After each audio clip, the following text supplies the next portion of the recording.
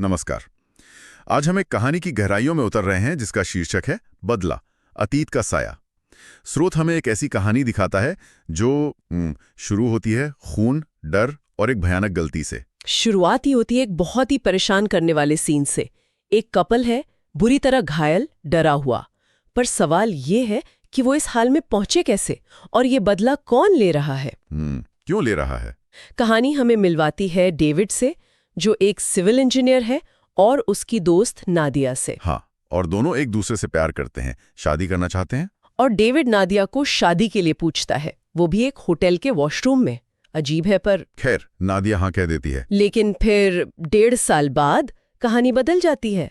उनके रिश्ते में वो पहले वाली बात नहीं रहती। दरारें आ जाती हैं। हाँ, आज हम इसी कहानी की परतों को खोलेंगे। सिर्फ ये नहीं देखेंगे कि क्या हुआ, बल्कि ये समझने की कोशिश करेंगे कि ये कहानी लापरवाही, डर, अपराध बोध और हाँ प्रतिशोध के बारे में क्या कहती है।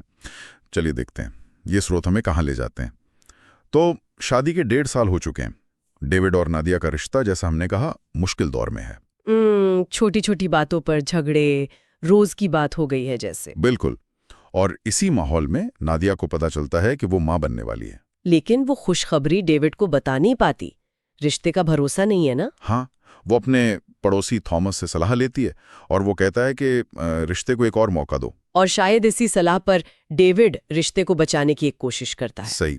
वो प्लान बनाता है बर्फीले पहाड़ों पर हाइकिंग का। और नादिया मान जाती है खुशी खुशी।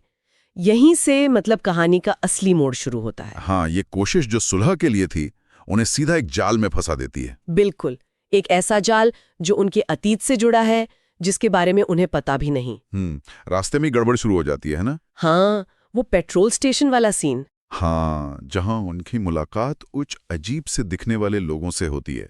बारासिंगा मारकर गाड़ी में रखा हुआ है उन्होंने। और फिर डेविड की गाड़ी गलती से उनकी गाड़ी से हल्की सी टकरा जाती है। बहुत मामूली सा निशान पड़ता है। वो लोग तो ध्यान भी नहीं देते ज्यादा।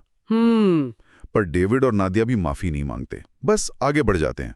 ये छोटी सी बात लगती है, पर ये अहम है। कैसे? ये दिखाता है कि वो कैसे चीजों को नजरअंदाज कर रहे हैं, जिम्मेदारी लेने से बच रहे हैं। यही चीज बाद में उनके बड़े फैसले में भी दिखती है। अच्छा। और फिर होटल पहुंचते हैं, वहां रिसेप्शनिस्ट का व्यवहार भी अजीब है। वो उन्हें घूर रही है और वो लोग इसे भी इग्नोर कर देते हैं। हाँ बिल्कुल। और होटल में वही पेट्रोल स्टेशन वाले लड़के भी मौजूद हैं। ओह। अगली सुबह वो देखते हैं कि उनकी कार पर किसी ने अजीब बातें लिख दी हैं। जाहिर है उन्हीं जरकों का काम होगा। नादिया को बहुत गुस्सा आता है।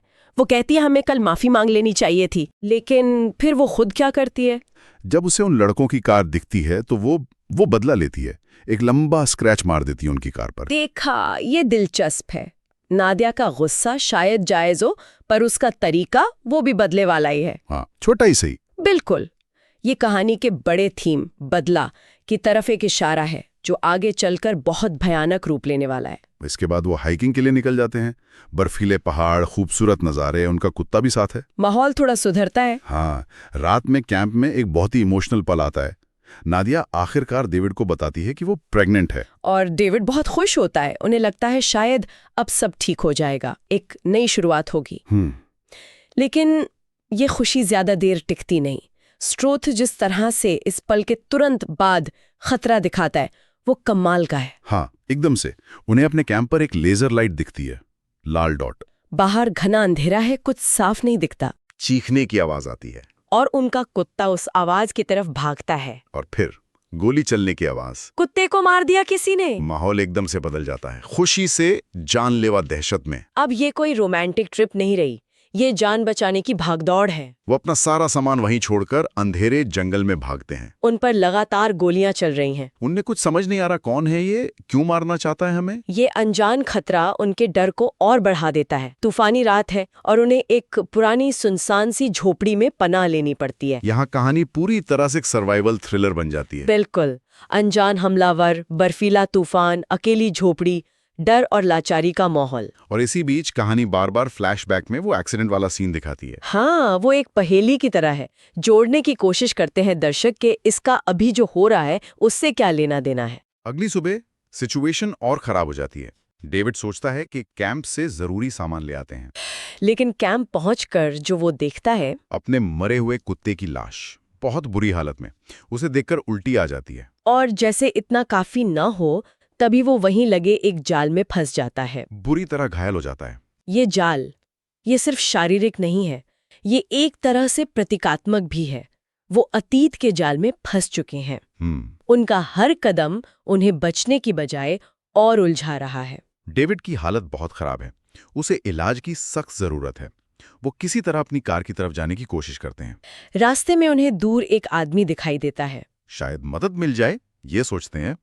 लेकिन जैसे ही वो आवाज लगाते हैं, वो आदमी उन पर गोलियां चलाने लगता है। यही है जो उन्हें मारना चाहता है। अब दुश्मन सामने है, पर वो और भी ज्यादा खतरनाक है। वो भागते हैं, डेविड को एक और गोली लगती है। नादिया बड़ी मुश्किल से लगभग घसीटते हुए डेविड को एक पुरानी सी गाड़ी तक ले जाती हैं।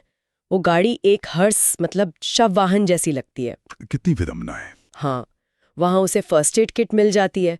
वो डेविड के जख्मों पर पट्टी करती है। और उसी लाचारी के पल में उसे फिर से वो एक्सीडेंट वाला सीन याद आता है।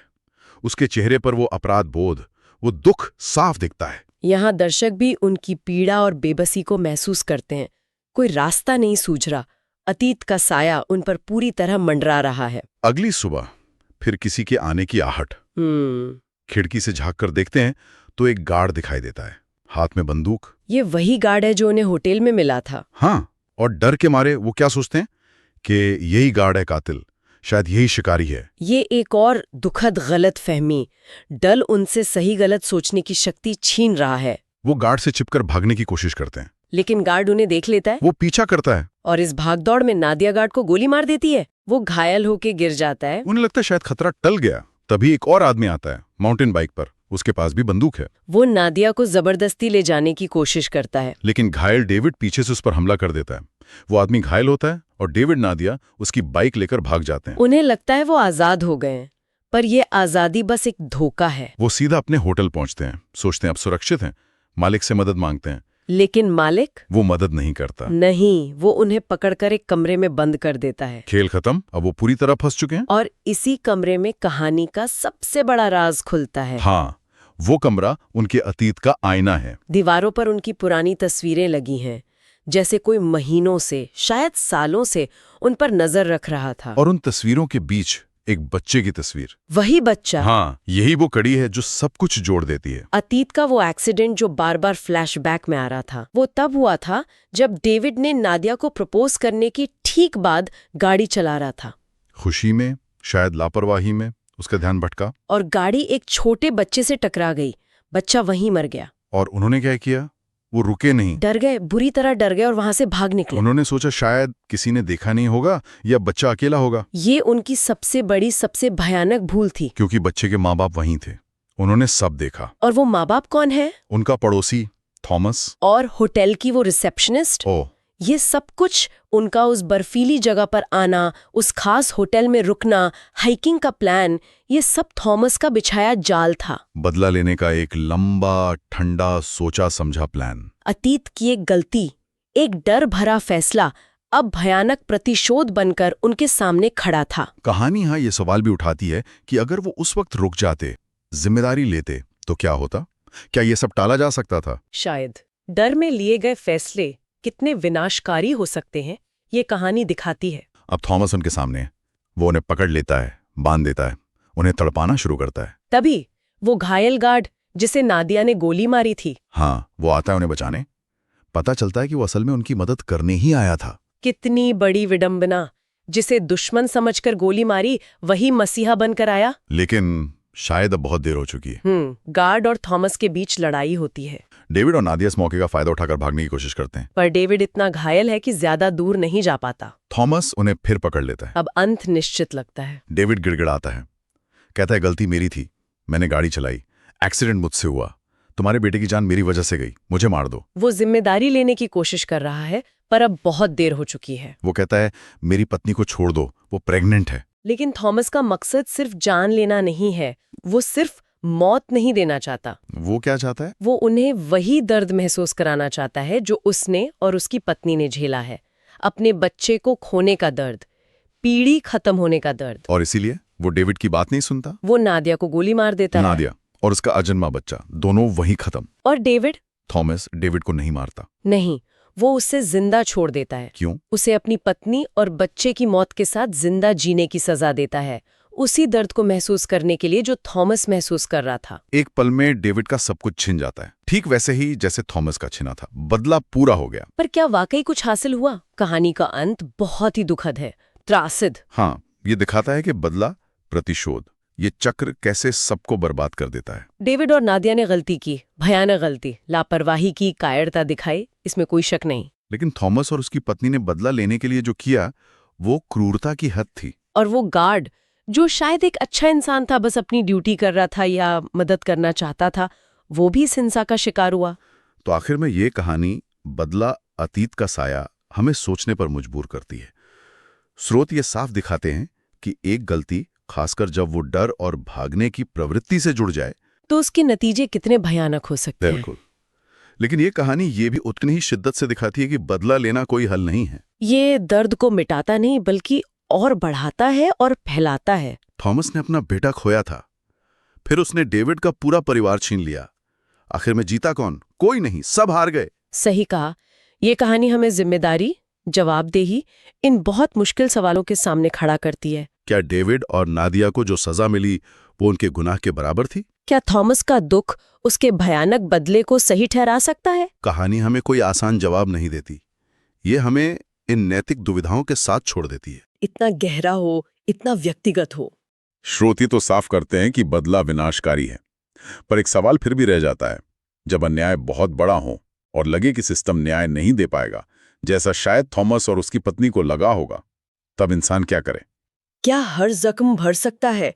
क्या हर गलती माफ की जा सकती है या की जानी चाहिए? ये कहानी हमें इन्हीं मुश्किल सवालों पर सोचने के लिए छोड़ जाती है।